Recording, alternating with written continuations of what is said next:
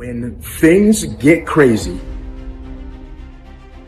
make sure that you don't get crazy too.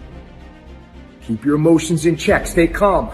There's going to be things that go on that are out of your control.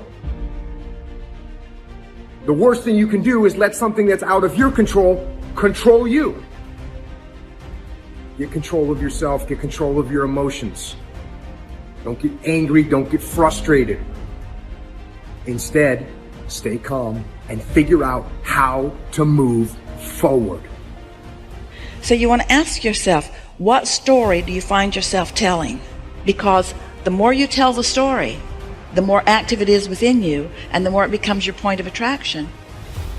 And the more it finalizes, way too strong of a word, but the more it causes a belief to be powerful within you, and your powerful beliefs that are in opposition to your powerful desires are the only problem in the world that you ever have.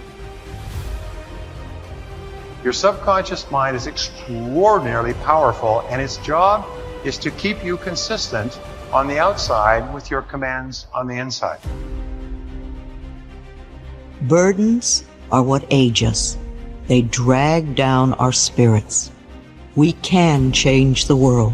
Just for a moment, close your eyes and connect with that part of yourself. If each one of us would practice getting in touch with the treasures within us on a daily basis, we could literally change the world.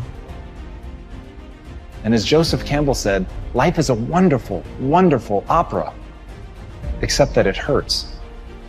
So the question is, do you see it as the beautiful opera? Or do you just pay attention to the pain?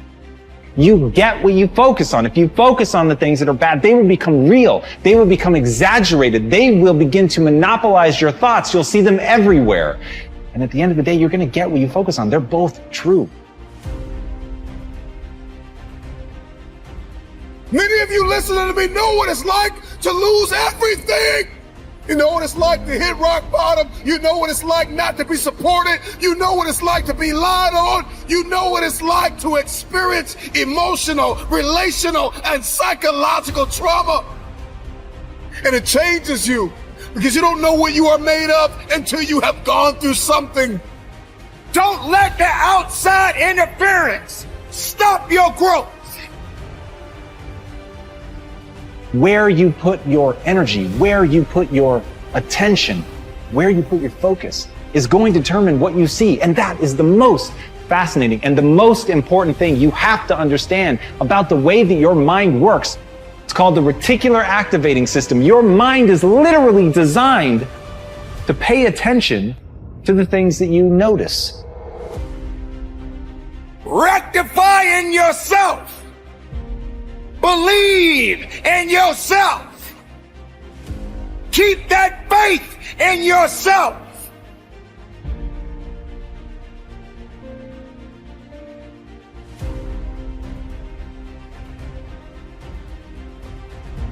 We are all under the law of our own consciousness, our own thoughts, and only we attract specific experiences to us by the way we think.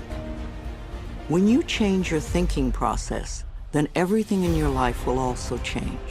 You will be amazed and delighted to see how people, places, things, and circumstances can change.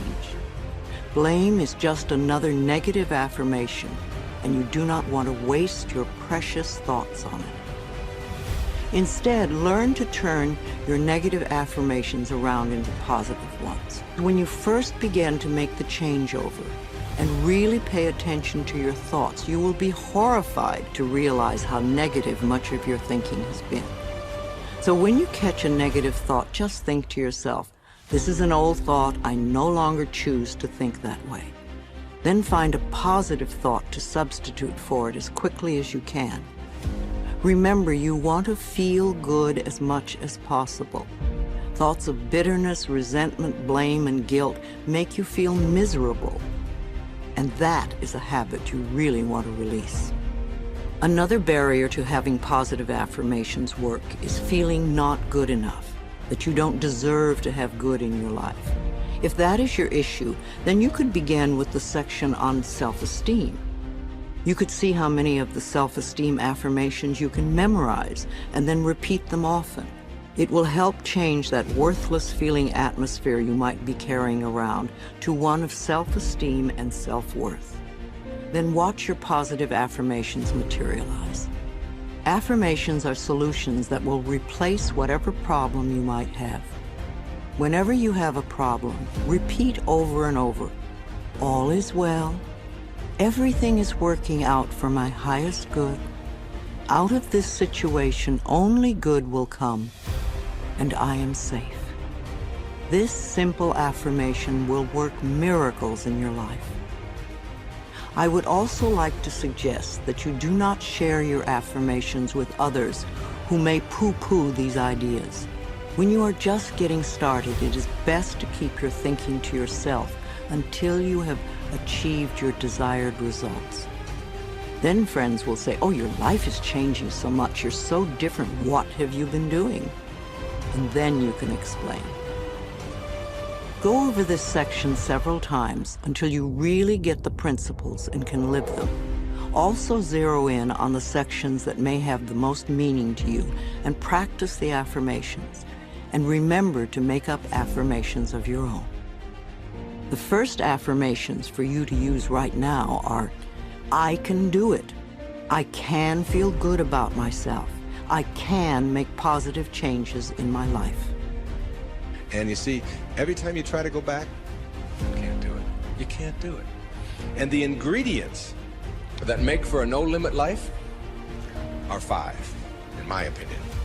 The first is quality rather than appearances. You begin to change your thinking from appearances and how things look and how other people view me, okay? Because every time you find yourself upset in life about anything that anyone else has said, what you're really saying is what you think of me is more important than what I think of me. So you change from appearances to what I call quality thinking. Quality. What is the quality of my life? Rather than how does it appear to others?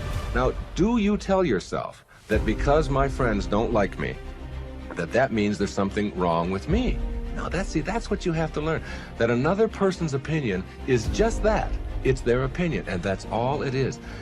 Every time you are upset, or your children are upset, because of what somebody else says about them, including their peers, what you are really saying in that moment, and this is really important, what you're saying is, what you think of me is more important than what I think of myself. And you must never give anybody that kind of power and control over you, because they will always have it. The funny part about approval, for those of you who really want it, now I'm here to tell you that I like approval. I enjoy it. I find it one of the most exciting things in the world. I like it when people read my books. I love it when people applaud. I like it when people tell me nice things and all. I like approval. I'm the first one to admit it.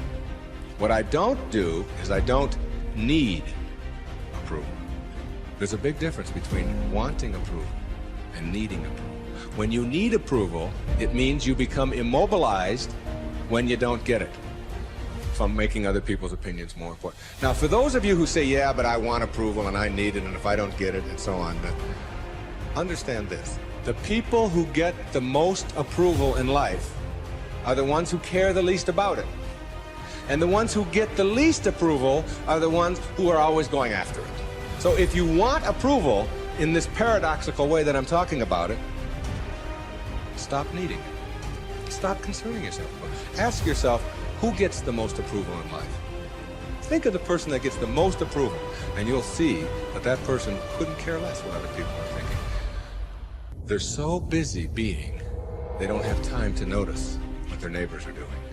Thoreau said this, he said, "If you advance confidently in the direction of your own dreams and endeavor to live the life which you have imagined, you will meet with a success unexpected in common hours."